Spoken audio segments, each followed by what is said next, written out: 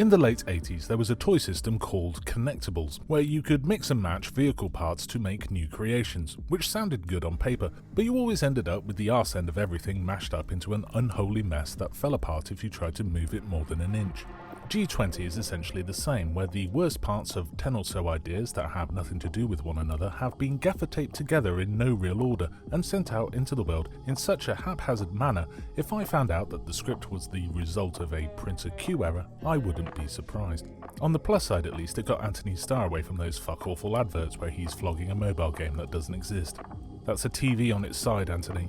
The plot of G20, such as it is, follows embattled President Viola Davis as she struggles with a standard-issue, rebellious teenage daughter, while trying to pitch her idea to get African farmers to use some crypto bollocks or whatever. To that end, she's going to the G20, where she's trying to raise support, particularly trying to impress the UK Prime Minister and the head of the International Monetary Fund. Things go pear-shaped for Viola as terrorist Anthony Starr takes everyone hostage so he can sell his own crypto-based plan, which is different from hers somehow, leading Viola to escape by just walking through a door. Now President Viola has to die-hard her way around the building, rescuing her family, hotel staff, and her own Secret Service guy who was there to rescue her, all while screaming, "No one gets left behind," at anyone who will listen, even though they just leave behind a solid G18 of people. She does, however, drag along the exact two people she was trying to impress in the first place, a coincidence worthy of its own conspiracy theory, and ends up with them both singing Viola and America's praises so earnestly it's surprising they can speak so clearly with so much